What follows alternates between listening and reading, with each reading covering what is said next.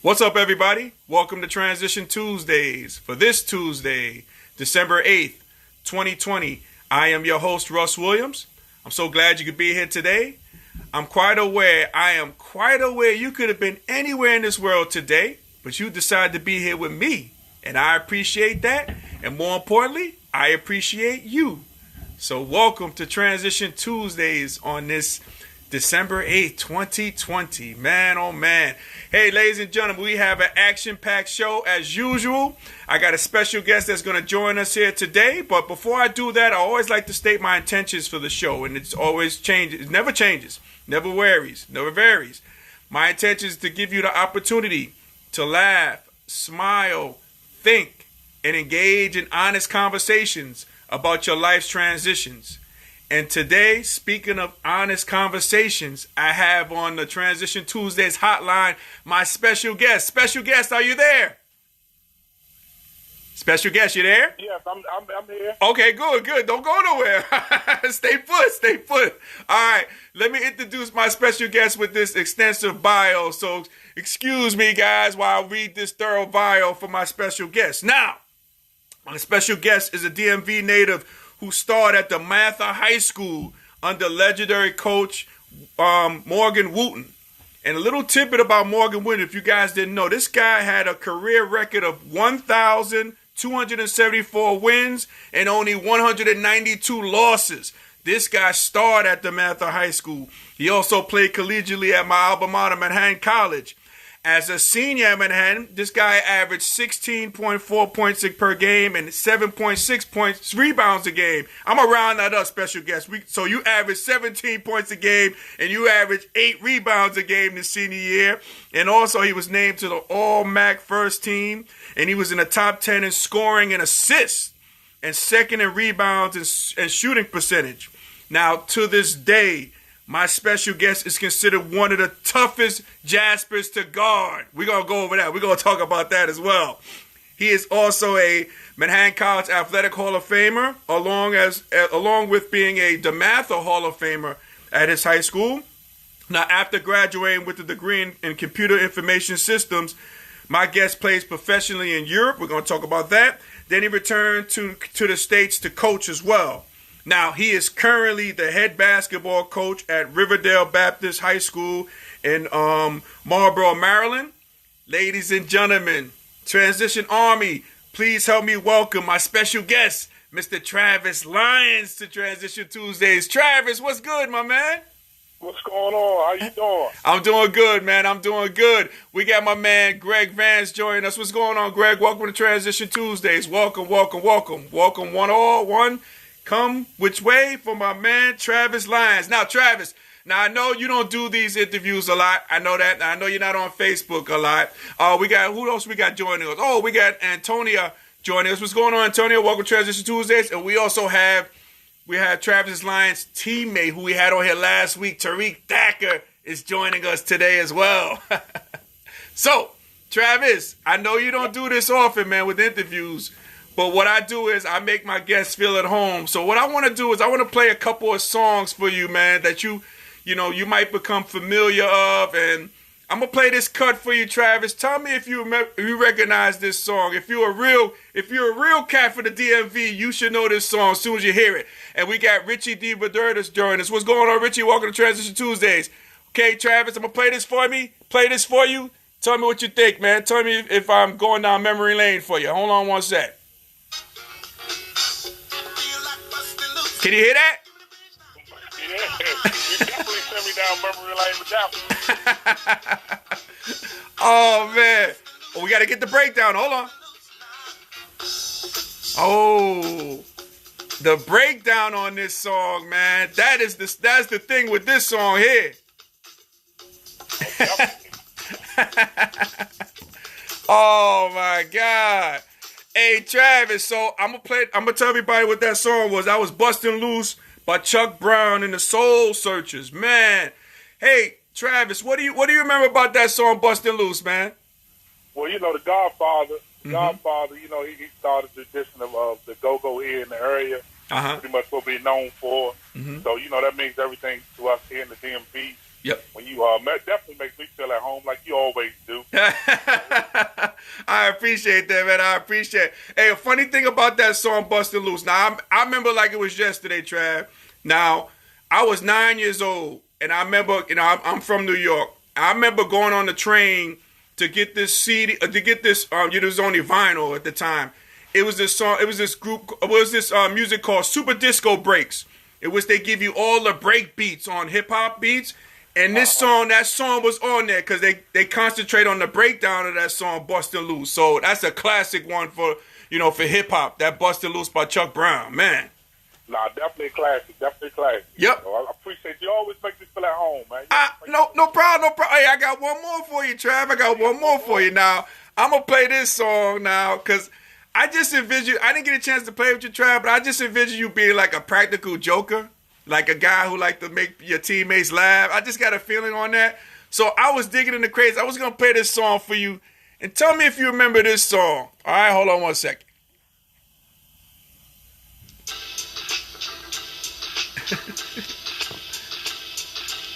Can you hear that? Oh, yeah. That's definitely to get the party started. We need, I think maybe the guy out, Uh-huh. That's definitely the jam, we get Saturday night, have some fun. We definitely had that on the playlist, so. Definitely. Hey, did you have like a playlist or did you have like go-to song that you like to listen to before you played games? Yeah, we had a little playlist. I think, somebody usually made it up, or I probably had, depending on me probably playing Go-Go or something like that. Yeah. We always referred to Big Maul. Big Maul had the playlist of songs, for every move. Yes, absolutely. Yes, that's Jamal Marshall. Yep. And I'm trying to get the big fella on the show, man. He doesn't want to come on. I got to talk to his people. He's big timing, man. Jamal Marshall, man. I don't know what's going on here. That's very strange to hear. Well, he a little shy when it comes to this, but once you get him in the groove, he gonna end up co-hosting the show with you. Absolutely, that is Jamal Marshall, no doubt about that. Hey, so Travis, man, hey, I'll be remiss, man, if a couple questions I got for you. How are you and your family coping with these 3 pandemics that we have? We got COVID, we got the economy, and also we got social injustice. So how are you and your family coping during this time of these pandemics? We're doing, we're holding on pretty good, like most people in the world going through the day. We haven't been affected. Both my parents, they retired, so they're doing good, staying in, and I help them out as much as I can. Me, I'm fortunate to be still working at the school. Good. So just holding on and taking it day by day, and just keeping the faith in God, and hope we keep moving forward and to a better day. So. Definitely. My man Tariq, your boy, your teammate said, yeah, man, Travis is my guy. And he says, yeah. He says that, Travis, you hit it right on the head when you talked about Jamal coming on and, being shy at first, but wind up being the co-host. That is Jamal. Yeah, that's Jamal all the way. And yep. Tariq, my man, he took care of me, showed me the way, up in New York. So, I'm always grateful to him. Yep. Like my big brother, Definitely. Yeah, man. I got a chance to play with Jamal. My senior year, he was a freshman. So, yeah, I got a chance to see the growth of, Jamal Marshall, the legend, the all-time winningest player in Manhattan College history, man. I got a chance to, vibe with him. So, I got to have Jamal on the show. I got to make that happen, man. I definitely got to make that happen. Definitely. Hey, so, Trav, man. Hey, are you from DC or the Maryland or the DMV area? Like what part of what are you part of? Where are you from? Well, I claim everywhere. So, but I was definitely born in DC. Okay. And then we moved out to Maryland, right there on the DC line. Okay. And then I consider myself a New Yorker too, being up there. Once I went to school in Manhattan, I never went back.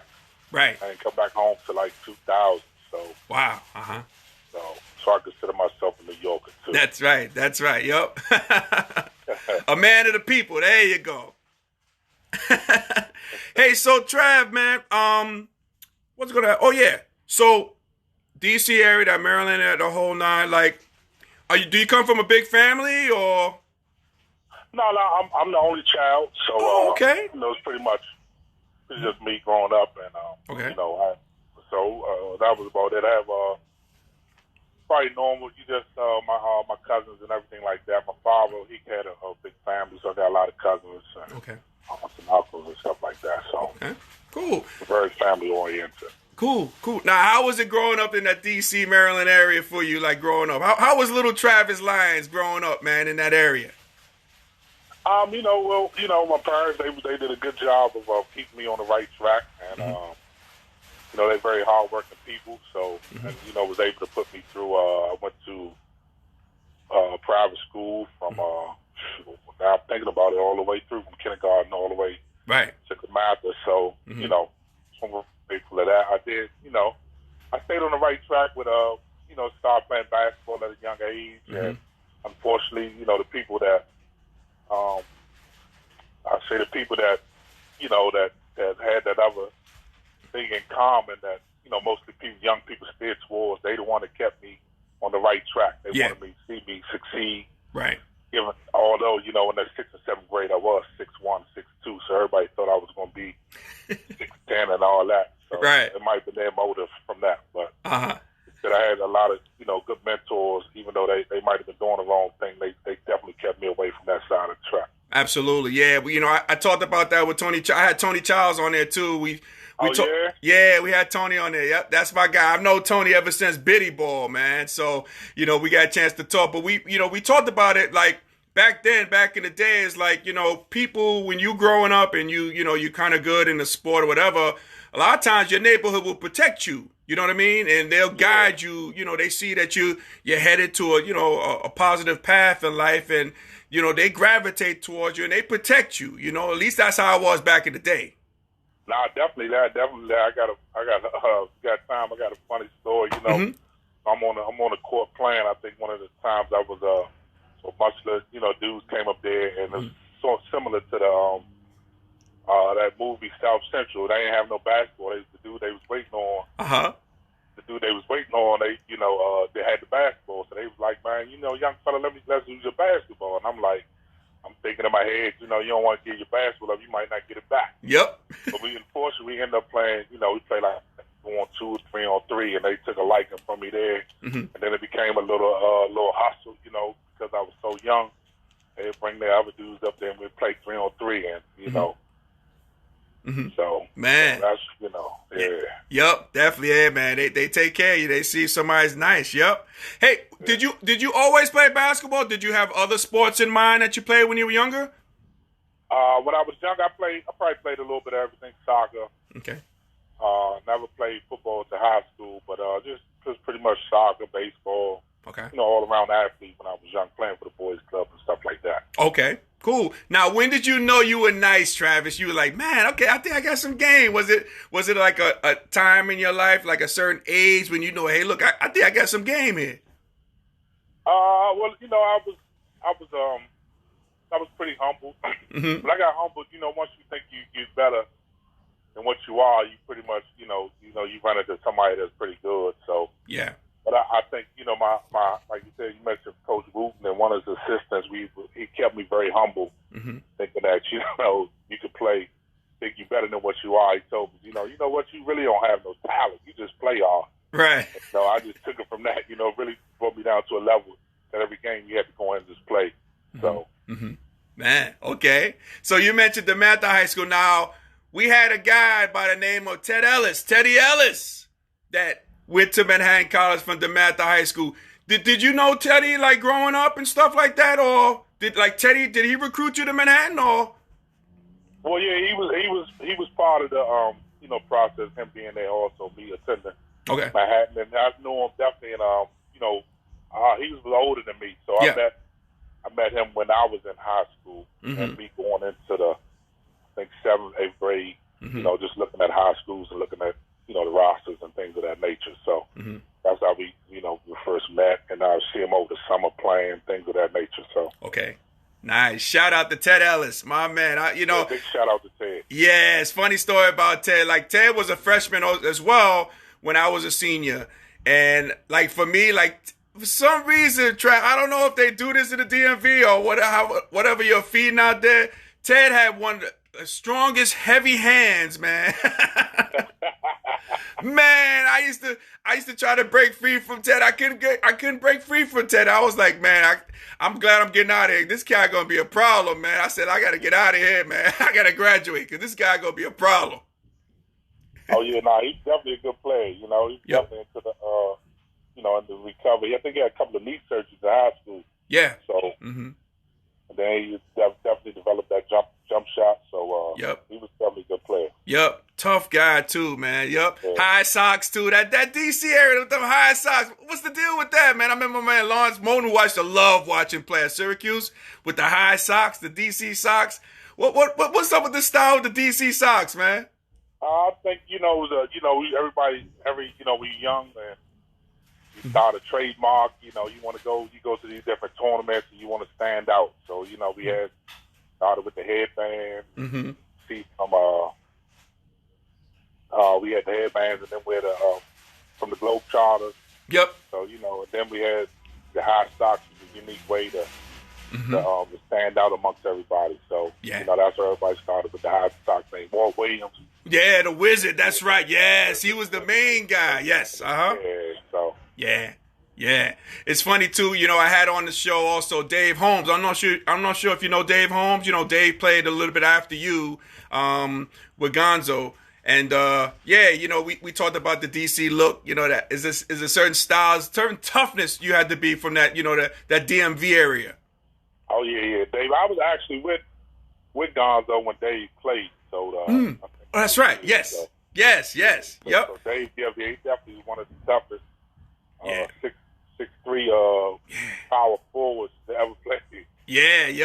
Yep. Maybe besides Travis Lyons, Yeah, he's not on my level. I make sure to let him know. You let him know that, right, Trav? Yeah, let him know he's not on my level. There you go. Still stuff. Yeah. There you go. Our boy Tony Childs is watching us too. What's going on, Tony? What's up, Tone? Yes. He says, "What's up, man?" Okay, so Dematha High School, man. Talk to me about your experience playing at Dematha High School for the famed Coach Morgan Wooten. Like, a lot of people don't know about Coach Wooten. Is like, he's the third high school coach inducted into the Naismith Basketball Hall of Fame, and he's the first high school coach to be inducted into the Hall of Fame, the Naismith Hall of Fame. So, tell me about your experience at playing at Dematha and playing for that legendary coach. It was definitely an honor playing for him, and he just taught the game at at a different level. Easy explainable, and he didn't yell at all. So wow, okay, he definitely got his point across without yelling at you, and it's just taught about his principles of life. Just introduced us to that at an early age, and it just guided us all the way through.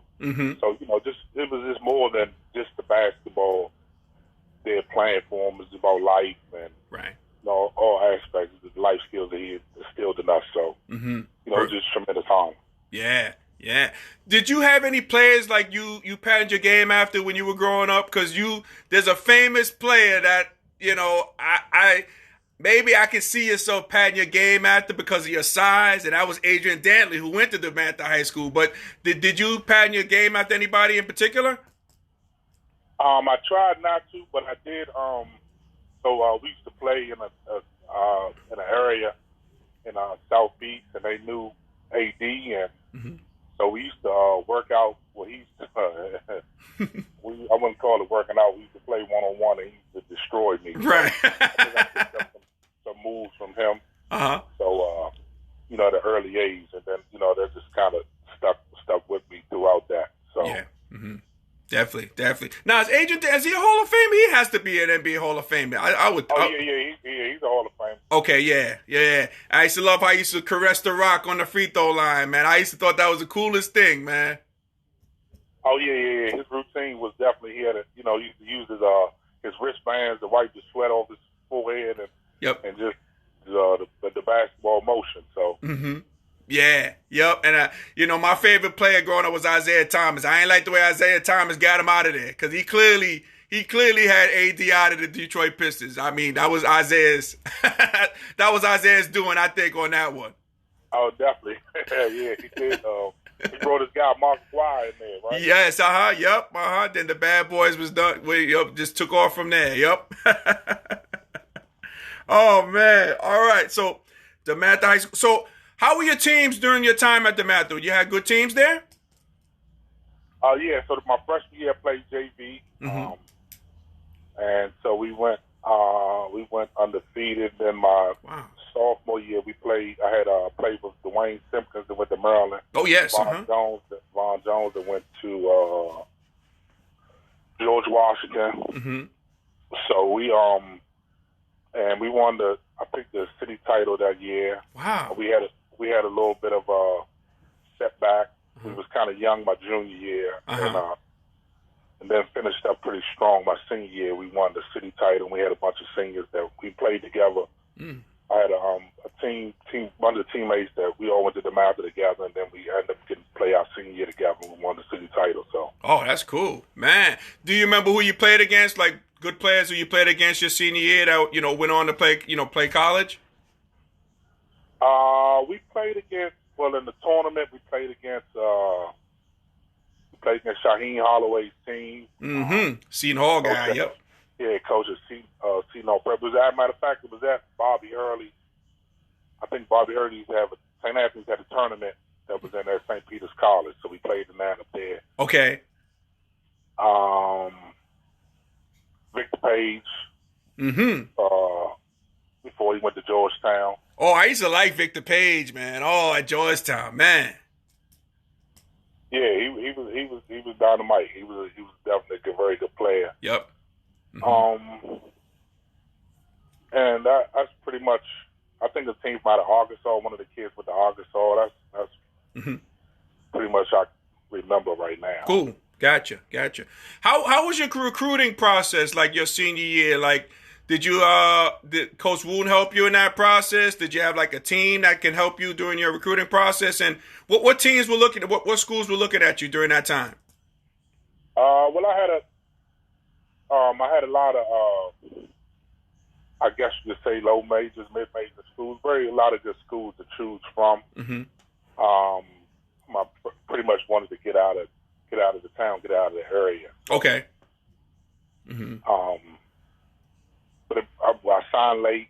I think Coach Fran and Coach Brian Cousins had cornered the market, right, on people recruiting me. So I didn't get as I wanted to, like everybody else, want to go think they could play at a higher level. Right.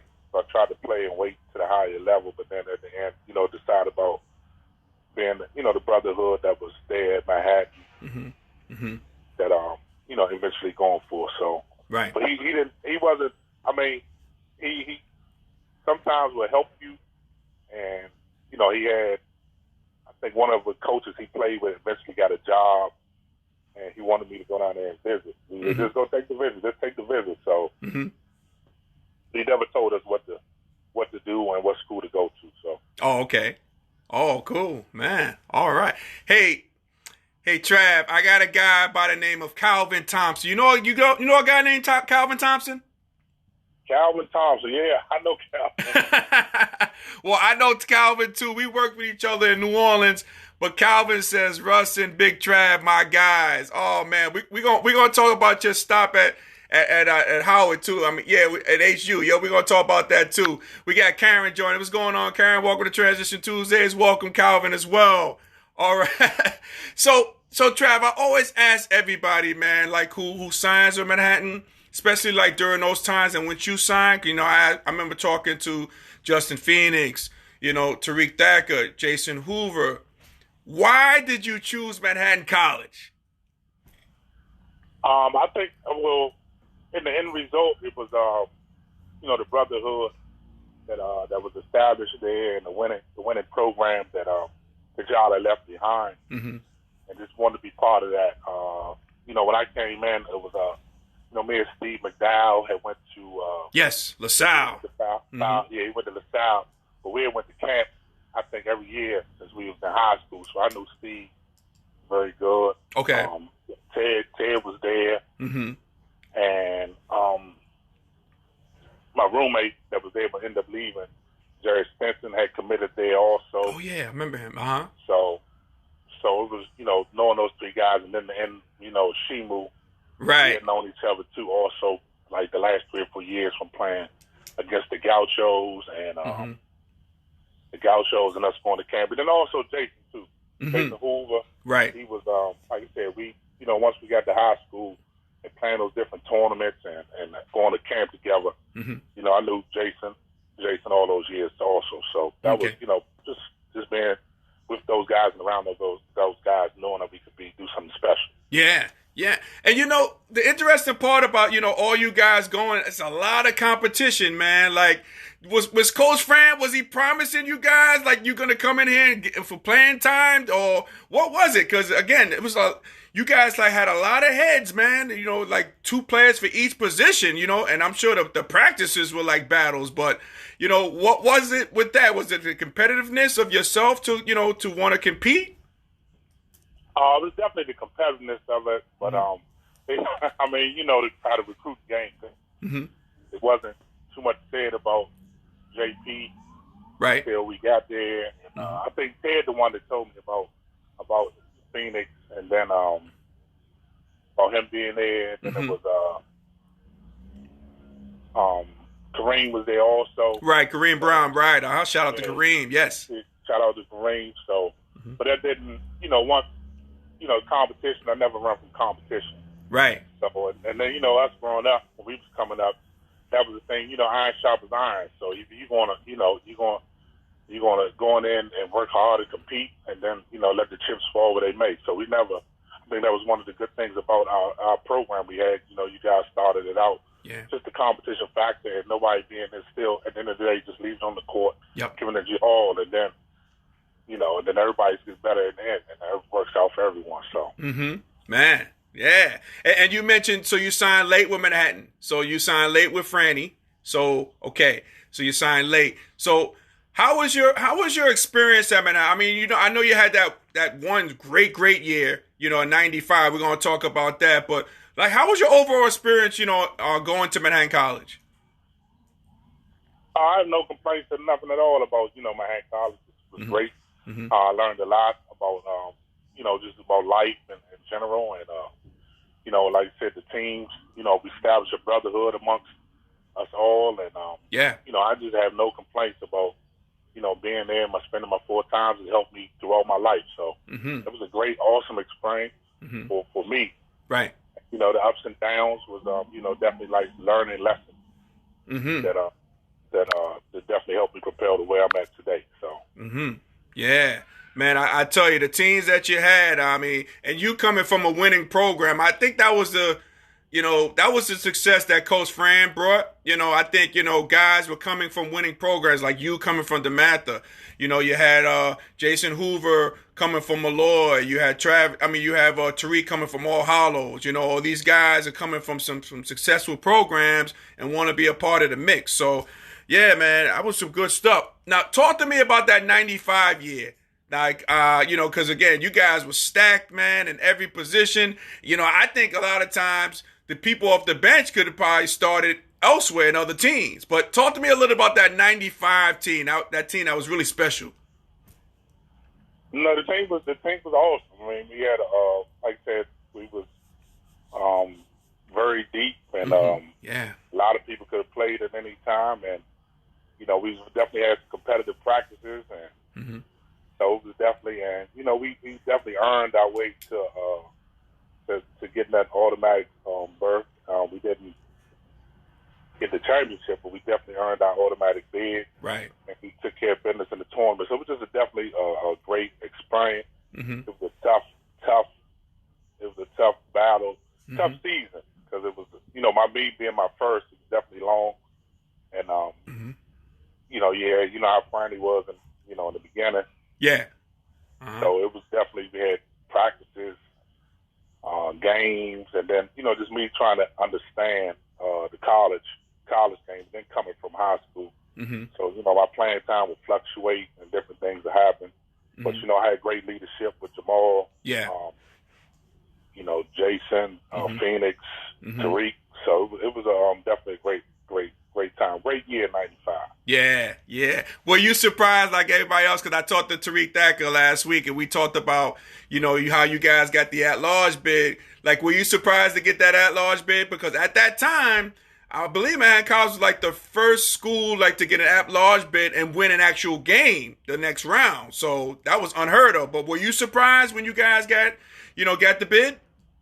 I was definitely surprised. I think we had on the way back we had thought we had threw our whole season away, losing that championship game to St. Peter. So it was definitely surprising, shocking, but it was well deserved. And then you could see that next day in practice, our intensity level was on 1,000, and we were just going in there. Everybody was just executing and playing hard as they possibly could, just being thankful and grateful that we got a chance to showcase our talents and the school on the national level. So yeah, and I believe they just honored that team just before the pandemic, because I think I was in the house that day. They honored that '95 team with the accomplishments. I mean, that team goes down as one of the best. I think the best team at Manhattan College history. I know other teams have gone on to win. I know Gonzo's teams have gone on to win.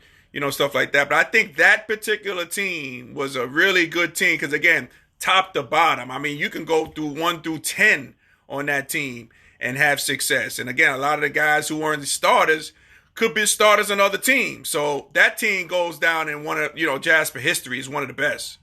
Oh wow, that's great to hear for you to say that, because we never, amongst the guys, we've been so humble. Yeah. And we never really talk about that, about which team was the best, which team was this, that, and the third. Right. Whenever we always together, we always, we acknowledge everybody for what they could do, and we have a level of respect. So it's great to hear that coming from you, because it's definitely you shared a part of that, because you helped pave the way for us. So. Oh, thanks. Nah, no problem.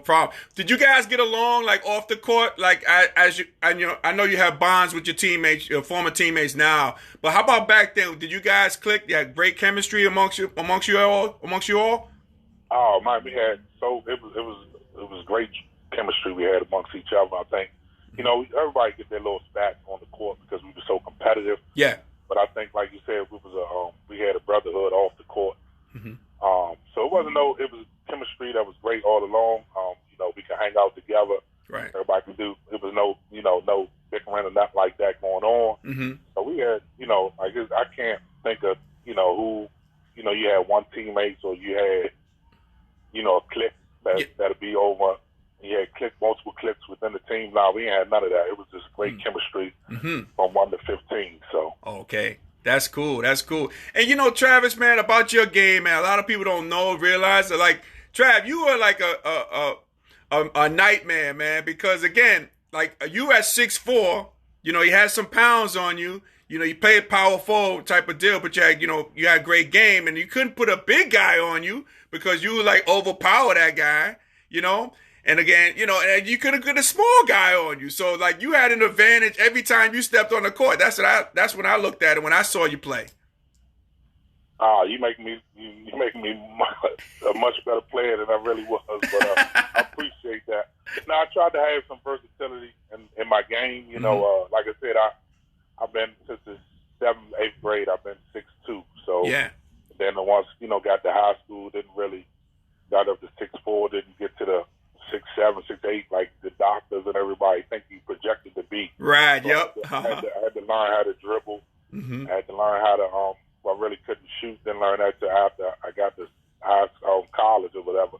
But just to learn how to dribble. And then a lot of my friends that played basketball were guards, so I had to just being around them when we go play pickup. It was never another big man around the check, so I'm usually out there guarding the guard, and you have to make moves against guards. So yep. So that definitely helped advance my game. Nah, I hear you. And speaking of help, so like, okay, so after that year, 95, I think, you and Hashimu, you'll go to University of Kentucky and play like that, it was like a basketball camp run by Patino, right? Wow, you got all the info, huh? I try to do my research, Trav. I just try to do my research, man. We went to Kentucky, and we spent a couple of weeks down there and worked out with the team and everything like that. Mm-hmm. So that was definitely helpful because we saw that how they do it at another level, and Yeah. they're working out with the guys and playing with them, and I think we practiced with them the time that a week before they went out of the country. Okay. So it was, playing for Patino, I could imagine was very tough because them days was very tough and strenuous, and so it definitely helped our game and definitely helped she move into his career also. So Yeah. Do you feel like after you left there, so you come back to Manhattan, was your confidence like at an all-time high? Because I got reports out there, Trav, that you were killing them out there. So how was your confidence level coming back on campus in Manhattan to play? oh man, yeah, I thought I was going to be an All-American. I was in tip-top shape. Uh-huh. I was I was shooting the basketball pretty good, and I'm just the most important thing. I was in shape, so I was in tremendous shape. I thought you might could see a half an ab on me or something. So now my confidence was definitely high, and I thought I could do a lot of things, to help the basketball team and that nature. So yeah, gotcha. So you come back so you have your junior year, you play. So and that's Coach Franz was the last year with Manhattan, right? Because after that year, your senior year, he goes to St. John's. Shimo transfers right to Kentucky, and then yourself. So here's a question I have for you, Trav. Like, were you ever thinking about transferring after Franny left? And before you answer that, we got Jenny joining. What's going on, Jenny? Welcome to Transition Tuesday. I think Jenny is a newbie here. Welcome, Jenny. Welcome to Transition Tuesdays. So what about that, Trav? Yeah. I think it might, it might have came. Might have had a little thought about transferring, but I think, I was so. It wasn't. I went to Manhattan. Just wasn't because the people there, and right. So most of the people there, and I just couldn't see myself leaving a situation that didn't feel like we didn't finish the job. So right, gotcha. So I think to his credit too, he did a great recruiting job. I think for me leaving with Tone, I think I went down there and had a conversation with Tone.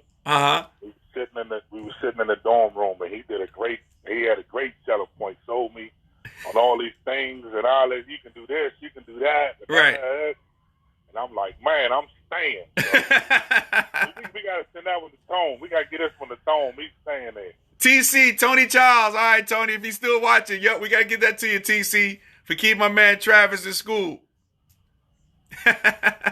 So, Travis, so your senior year, you have Coach Leonard, Coach Leonard was an assistant coach when I was at Manhattan. And a lot of people don't know about Coach Leonard is Coach Leonard played at Manhattan. He was one of the few people that got drafted in the NBA. It was like that's when they had like 8 or 9 rounds. I play around with them all the time. Somebody had to get drafted. If you got 8 or 9 rounds, you're gonna get drafted. Got drafted now, right? Yeah, you know what I mean. But so you played for him your senior year. How was that transition from Coach Franny to Coach Leonard? It was a little bit different. I think we didn't see eye to eye. I think it was more on my part because just having to adapt to the change. Sure. That he was bringing in.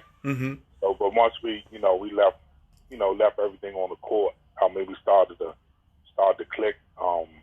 And it became about basketball and us having that understanding. It's strange, but with basketball, how it brings, despite the differences you may have, it can always bring everybody together. So definitely, yeah, man. All right, so the senior year you played it. You guys go to NIT your senior year at all, or I forget? No, we didn't make any. We made a strong run in the MAC tournament, right? But so we started at that first day. So first day, early noon game. Yeah. So I think by the time we finally got it going as we got into the tournament, and I think if we had had a little bit more rest, we could have made it through. But we got to the semifinals, knocked off the number 1 team that in the MAC that year. So just had a tough game versus Siena in the semifinals where they was up and down and people that played a lot of minutes. So. Gotcha. We got our guy John Lee joining. What's going on, John? Welcome to Transition Tuesdays, my man. So, okay, so your senior year, I mean, you had a great year, like all MAC performer. Things are looking up. So, that happens. And then after that, after you graduate from Manhattan College with your degree, you go on to play ball professionally over in Europe, right? Yeah, I spent the year over in Europe playing, and it was a great experience. It was before the internet happened. Yeah. So, yep. So it was, he was over there in a different environment. He had to, learn different things, different language, different cultures. Right. So it was definitely an eye opener to me being fresh out of college. Mm-hmm. You take things for granted, and you're not, Yeah. And once you go in a different environment, you just got to learn survival skills and to adjust. So it's a great experience. Definitely eye opener. Mm-hmm. Definitely. So, Trav, so after that, you got involved with coaching. So, what did you know that you were going to be a coach? Were you like a coach on the floor when you played and stuff like that? I mean, you learned from the greats. I mean, Morgan Wooten, Coach Fran, Coach Leonard. But when did you know you wanted to coach? I think it was me going to getting into coaching. Coach Fran had always said it. He's like, man, you're gonna be a coach, and I'm like, nah, I don't want to do no coaching. See what they had to go through dealing with us. But so that was the joke we always said. He said it. I think my sophomore year, something like that. But so after the year of playing, I think I went out there. He called me up, or we got in contact because we always keep in touch with him going to New Mexico, and it's supposed to be end up me just going out there to finish grad school, just help him get the program started, and being a graduate assistant to the program, and just figuring out my way going back to play over Europe, or getting a job, just figuring out my way. It was a perfect opportunity for me to do that and still be around basketball, things of that nature. And then I just, I ended up being that first year, being a grad student. Then one of the coaches left. Okay. And then he just, he hired me. Unfortunately, I'm glad he did because, it's been the best decision I've made in my life. So. Wow. That is cool, man. Hey, we got Donna Siebel joining us. Now, Donna's one of the all-time greatest Lady Jaspers in the history of Manhattan College. Went to the tournament twice, and I had her on my show. Welcome, Donna. Welcome, the living legend, to Transition Tuesdays. Appreciate having you on, Donna. So, okay, so you get the coaching bug. So you coach. So I want to go over a couple of your stops that you were at. So you do New Mexico with Coach Franny, which is a good thing. You were down in the pit, Albuquerque, New Mexico, right? Yep, in the pit. Yep. So after that, where'd you go after that? I came back to Manhattan, so that was before they instituted the rule about having. So I was the third assistant out in Manhattan. At New Mexico. Then I came back to Manhattan so I could be. Gonzo hired me as the second assistant to be out on the road and recruiting. So. Okay, cool. So you did the recruit. How long were you at Manhattan? Man, it was I want to say 5 or 6 years. Wow. Okay. Man, so that's a thrill coaching at your alma mater. That must have been great. No, it definitely was. We had some great wins, some great players. Gonzo was a handful. So we did a lot of good things over there. And you had some great players to come through. Luke Flores, Dave Holmes, Muggsy.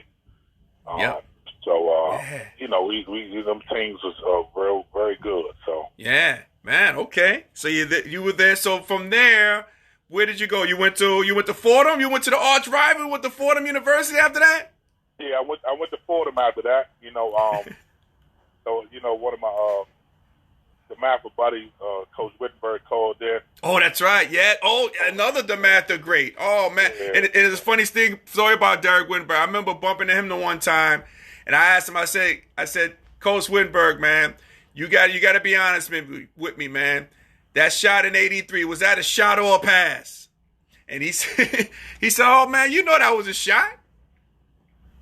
Oh yeah, he never.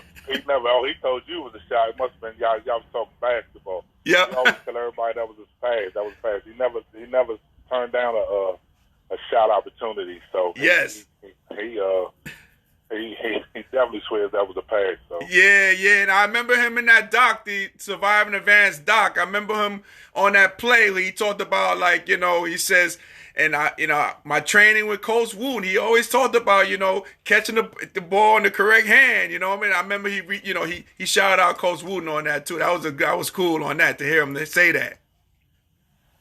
oh yeah, he definitely was fundamentally sound, but he loved to shoot the basketball. Oh, absolutely. And he was great too. A tough guy, a little guy, man, at the two. Yeah, he was very tough, man. Yep. He wasn't shy about letting you know his stats. Mm-hmm. And, his claim to fame is not only with that shot pass, but he said he never lost to Mike Jordan in college. That's right. Yup. That's true. He considers himself up there with Michael Jordan in college. Mm-hmm. Man. All right, so you were with him in Fordham. And, what I forgot to mention was when you played at Manhattan, you never lost to Fordham, right? No, we never lost to Fordham. We took that game very, the Battle of the Bronx was very hard on us. Yeah, so, that's true. I remember my senior year. I remember like it was yesterday. My boy Kerry Wilson hits a shot for us to win at half court, and we beat them. We finally beat Fordham University, and then right after that, it just like, we just started to hammer on. Like, you guys come in, you hammer them and stuff like that. But I remember Mitch McCartchick used to always, he had in the paper one time before he played us, he says, you know what? If we lose to Manhattan College, we're going to have 3-a-days. Oh, yeah. So, we finally beat them, man. I'm glad you guys provided the hammer after that as well.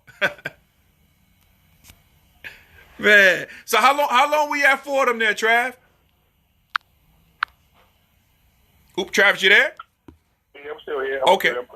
Okay. How long were you at Fordham University? So I was at Fordham for, I want to say, that was 6 to 7 years there. So. Okay. Yeah, so you were there a good minute. Yeah. Okay. Gotcha. Then from there, you go to HU, right? Go to the mighty, up on the hill, HU. HU. Now, our guy Calvin says 2 great players and basketball minds. He says he still remember those workouts at HU. Calvin was, so he came in our first year there. He was, he was very, very, very good. Very good basketball player. Shouldn't have, could have played at a higher level. Yep. But, being there at Howard, he was, he did a tremendous job for us. He grew into a leader for the team, and got on the right track. And like I say, he was a very, very good player, very, very good player. That didn't went to Howard, but could have played at the higher level. Definitely, yeah, yep. He could have joined this boy at Georgetown. Yeah, he definitely could. Yep. He did. He took over some games. He did tremendous things during that time to help. And number one thing, he had a high basketball IQ, and he's a winner. Yeah. Nails, he's a winner, man. It was a joy, just being there. Sometimes, you get caught up in the game and on the sidelines, but, just enjoy me still being a fan of the game, just enjoy watching, people, these kids play and give their heart out. And that's what he did every night. He was on the floor, so. Definitely. Tough as nails, man, tough. Yeah. That's true. Yeah, definitely. Yeah, Calvin says all them injuries he had. yeah. He put his heart and soul into the game, and yep, he did. You can always count on him to, like I said, even when he was injured, he'll fight back. He always played injured, so I owe him a lot for all the things he did for us at Howard University. Definitely, man. Yeah, man. I tell you, man. That was my man CT, my man Calvin, man. Good dude, man. Always a good dude. Humble guy, too. He used to tell me about, his exploits at HU, and I was like, man, Calvin, you did all that? He said, yeah, I was okay. I was just okay. yeah, definitely humble. Yep, definitely. We got Donna says Tracy Bergen. He says he was a great Dematha alum who was Loyola's point guard when she coached there. Yeah. Tracy was he was the Dematha great, and he was the most known not only from the basketball court, but his family was deaf. So he communicates. That's what probably made him a great point guard. He communicates with them through sign language. So like I said, he doing Yeah, I remember that. Community. Yep. And you know, he was a great basketball player. He was. I used to like playing at Loyola too. I love that little gym, man. Oh man. Oh yeah, it was nice. They had a long walk to the locker room, but it was definitely nice. Yeah, that's true. You're right. That long walk, long ass walk to the locker room. You're right, man. That is so true. Oh man. All right, so we talked about HU. So you coached there. How many years were you there, Trav? I was there a long time too. I want to say 6, 7 years also. So. Wow. So how many years did you coach in total for college? Man. I coached it's been over 20 some years. Whoa. 20 some years of college. Man. That's a blessing, man. Yeah. Man. Donna says they have renovated that whole place. That's what Donna says, because Donna coached there. Oh, yeah. Oh, okay. Oh, man. But I do remember that. Yep. I moved that little gym. I mean, I had no hops. I couldn't jump over a credit card, Trav. But in that gym, I was catching, warming up, dunking a little bit, squeaking home a little bit. I was like, man, I like this place, man. Oh, yeah. They definitely had low rooms, but I heard about them renovating and stuff. So hopefully the locker room's a little closer to the guest locker room. Yeah. I know, right? Let's hope. So then from there, Trav, you go to IMG. You coach the national team. Talk to me a little about that. Is that the IMG, the one in Florida, or? Yeah, it's the one located in Florida. Okay. So that was a good experience for me also, because you learn from. You get the athletes there that are on a mission to. They have their goal, reaching professional level. Mm-hmm. And they work on their craft to the at all times and at the highest level. So, it was just a different light that you see guys that they just work. They work at their craft. Right. Our schedule was, you get up in the morning, breakfast,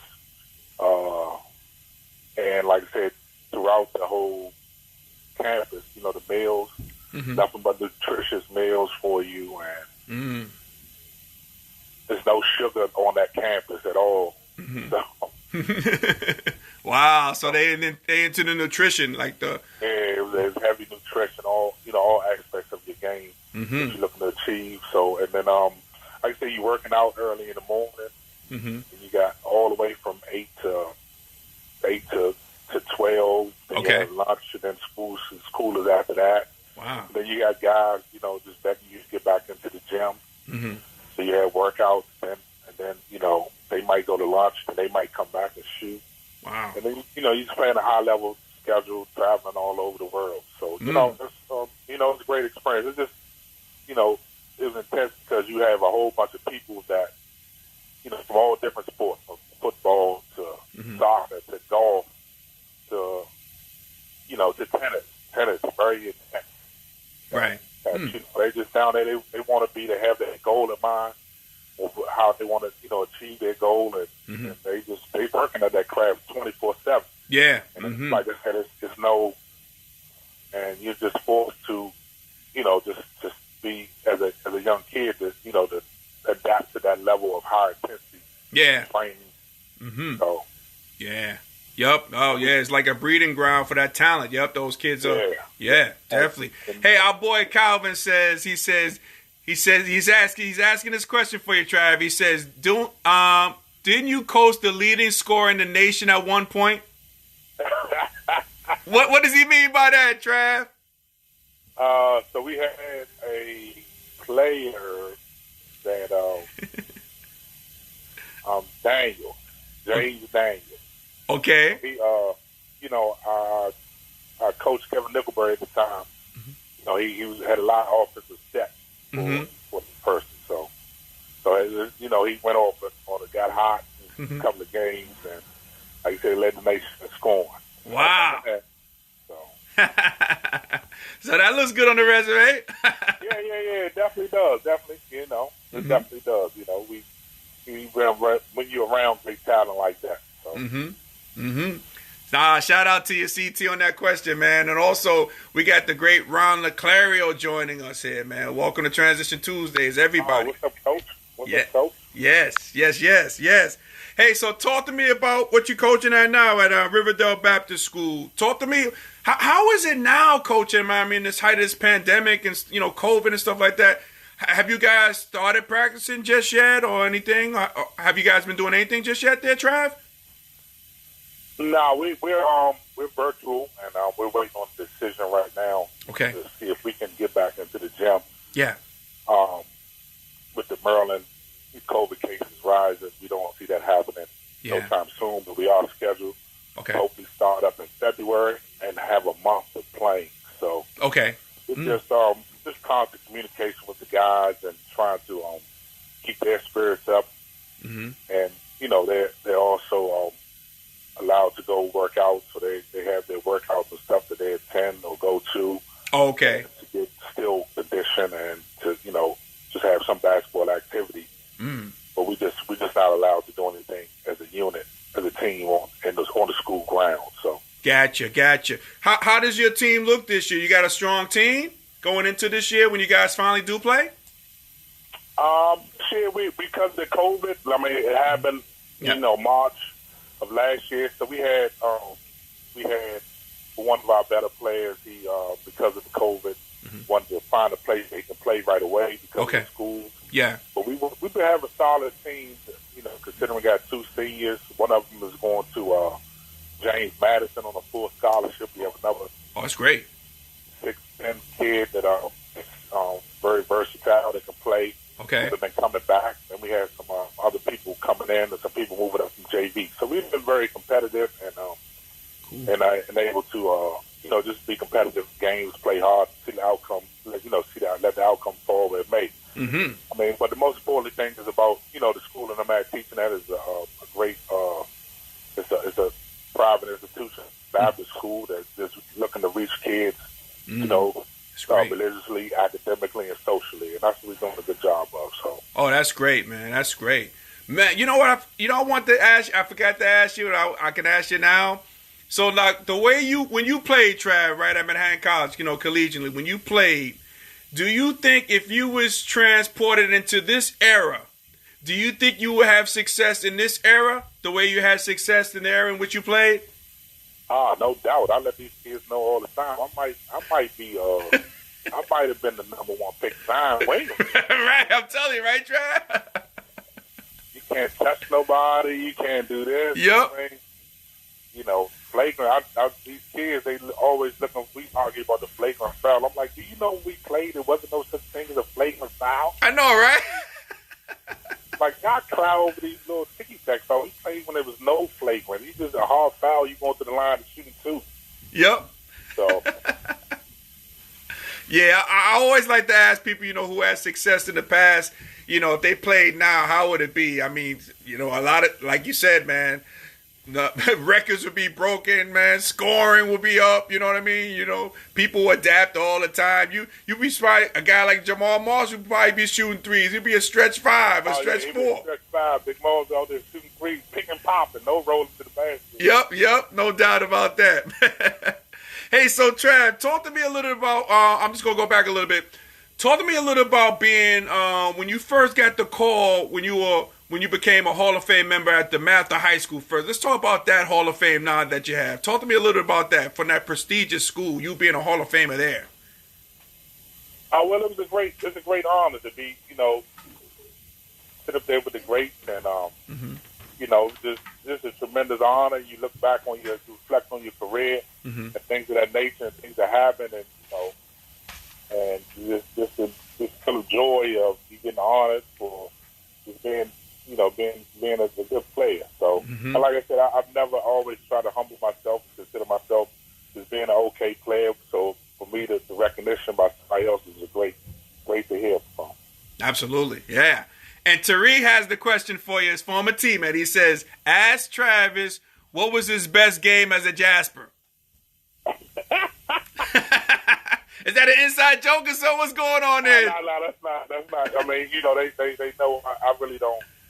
I don't like to, we don't bring up the stats, individual stats. But I think probably my last game, it was we played Siena in the tournament. Okay.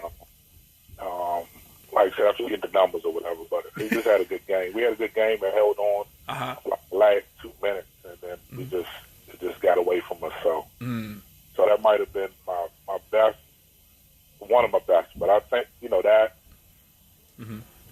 I think that probably might be it. No, okay. I think I had one half or something versus St. John's, or Franny came back to the thing to the Ratty. The John's back. So. Okay. Oh, yeah, you had to put it on. You had to put it on Franny, huh? You had to put in the coach that brought you there. Exactly. Yeah, had to get back. Had to let him know why'd you leave here. I'm gonna show you why you. Okay, you had to leave. Okay, I'm gonna show you. Oh man. Hey, so Trav, talk to me a little about you getting the Hall of Fame nod at Manhattan College. Talk to me about that, man. How was that feeling? It's same. It was the same. Just the opportunity to be in the Hall of the Raw Hall of Fame with the great forwards that played. Yeah. All the great players that played. Manhattan that we had. It was just a tremendous honor. And again, I just thought me coming up playing was just. Just being an okay player, just trying to be a good teammate and trying to do the right things on the basketball court. It was never about individual accolades for me. It was always about the team succeeding, right? And the brotherhood that that we had on the court. So so it was just tremendous honor that you look upon and you think you did the right thing coming up. That I did the right thing coming up playing a game of basketball. So definitely, yeah. Nah, you played the game right, man. And it showed on the court, man. You definitely did. Hey, Trav, couple more questions for you. What is the best advice a coach ever gave you? Coach Wooten. Okay, what did he say? You remember what he said? Coach Wooten or Coach Frank? Oh, just the coach in general. Like, what coach gave you the best advice on life or anything for you?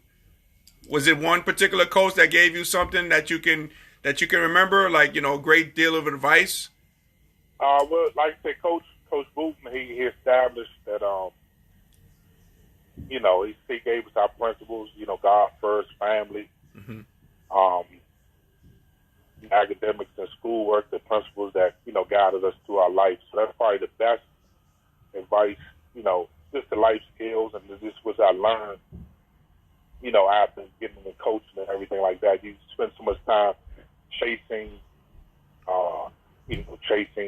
these goals, trying to win championships, keeping a contract, and instilling these life skills into these kids and helping them grow to be, outstanding young men for our community. So, right. So that's what all look back on, and once you see the kids graduate, along with when you want them to be successful after life. So yeah. And do you think that your days at Dematha and Manhattan prepared you for your transitional journey into your life, what you do now? Do you think those two schools, those institutions helped you? Oh, no, definitely. Most definitely. I think, like a coach and his mannerism, his coaching ways, his tidbits on life, the game of basketball, things of that nature, that he gave us, along with Coach Frank, me being a coach now. As you can hear him when he's talking during the games, he started that young when he was in them long, very long film sessions. Right. Very long film sessions, going over dissecting every play. So that definitely helped me in, my transition to the coaching and, right. And, and to help, like I said, just helping off, seeing, it wasn't about so much X and O's, it was about the kids having, great experience in the places they at. So. And like I ask a lot of guys this question, I ask you as well too, Trav. Do you have any regrets while you played the game of basketball or coaching? Any regrets at all? No, not at all. I think I left, like I said early on, when one of our assistant coach, Neil Murphy, told me that I didn't have any talent. I think the light bulb came on that, you just have to play hard and give it your all every time. So, that's what I tried to do every time I was on the floor. Sometimes it may not look like that. I might have been tired. I should have been probably the only regret being in better shape, which I'm learning about now. But aren't we all, man? Yeah. Other than that, I just try to get my best to be the best teammate, play the game the right way.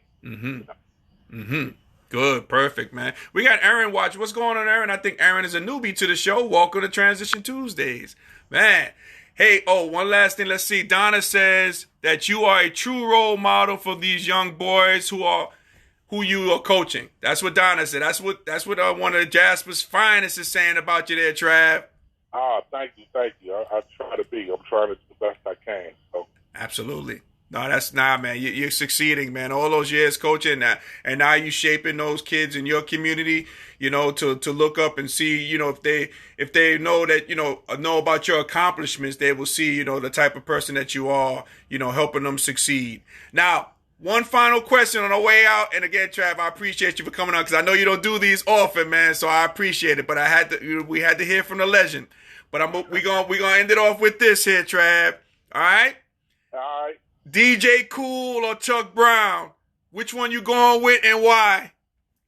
Well, I'm in the home. That's tough, man. That's tough. That's a tough one.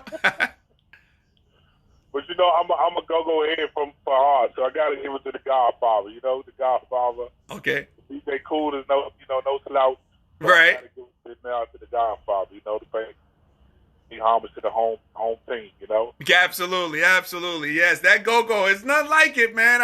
I never, I've got a chance to go to D.C. a couple of times. I remember going to this club called Chocolate City back in the day. Oh, man, I lost my mind in there, man. It was so much beautiful people in the go-go sound and all that. I almost lost my mind, and that's another story for another day. But man, I don't know what it is, man. But, yeah, Chuck Brown, man. Oh, man. But DJ Cool he's up there. Let me clear my throat. I remember that cut. Oh, yeah, definitely. Well, Travis, my man, hey, man, this is a Jasper icon. This is the Dematha icon, coaching icon, man. Trav, man, I appreciate you coming on the show, man, and I got to have you on again, and again, keep me posted, like when the season begins and stuff like that. I want to, promote your team when you guys finally do play. I just want to keep, stay in tune with you, see how you guys are doing, and, just follow the process. Thank you. I appreciate you having me on. Like I said, I want to thank you also for all the guidance and the mentorship you provided to me. Oh, thanks. For my times up there in Manhattan, all the rough times you may have, the roadblocks, you always had some encouraging words to say. Mm-hmm. So I just appreciate you having me on and letting me be a part of it. No problem, Trav. No problem, brother. Always a pleasure, man. Always a pleasure. One of the GOATs, one of the toughest guy to guard in the history of Manhattan College. The toughest guard, the workhorse. That's what I called you. Thanks again, Trav. I appreciate you, brother. I'll be in touch. Thank you. All right, definitely. Okay, man. Later. All right, later. That was Travis Lyons. Oh, man. One of the great players, man. One of the great people, man, at Manhattan College. One of the great people and players at Manhattan College. Man, oh, man. Good stuff. Good stuff. As Tariq is clapping. Your former teammate clapping, man. Good stuff. Yep. And it's a great thing because Travis doesn't do these interviews, man. He's like the Loch Ness Monster, man. He doesn't do these things. So I'm glad he came on today. Hey, before we transition out here today, I just wanted to go over a couple of things really quick, just, some current events that I'm looking at. And I saw in 2024, the Olympics in Paris, they're going to introduce a new sport, man, and that's going to be breaking. Breaking is going to be a sport in the Paris Olympics in 2024. Now, all you millennials out there, your younger people out there, I want to talk to you about what breaking is. Now, breaking started in the 1970s in the Bronx, up in the Bronx, where the people were fresh. S.A.J. That's Curtis Blow's song. But now, it started in the Bronx as part of a hip-hop culture and eventually spread worldwide. Now, this breaking competition, breaking is going to be an actual sport in the Olympics. And it's going to be judged by 6 criteria. So when we're watching this in 4 more years, it's going to be judged by, you have to have personality when you're breaking, technique, style, creativity, performance, and musicality. So I don't know what that is. Maybe they different types of music. I don't know. But that's going to be interesting, man. Having breaking, man. I mean, me as a kid in New York City, I mean, breaking in the 70s, that was the thing. You know, you had the cardboard boxes. People had that, you know, cut those out. People popping and locking and breaking. I mean, I could never do the damn thing. I mean, with the locks and all, you know, all the movement, I couldn't do it. But I used to like watching it, man. You know, with the Puma suits on and the hats and the Kangos and all that stuff. I used to love watching it. But now it's going to be an actual sport, Olympic sport in Paris in 2024. And I'm hoping that they have some great judges. Now, here's some judges that they can have. Now, I don't know if you know, some of you older heads out there like myself, they got to have Crazy Legs from the Rocksteady crew. He has to be one of the judges to give out this gold medal. Also, you got to have Turbo and Ozone. You remember those two guys from the movie Breaking?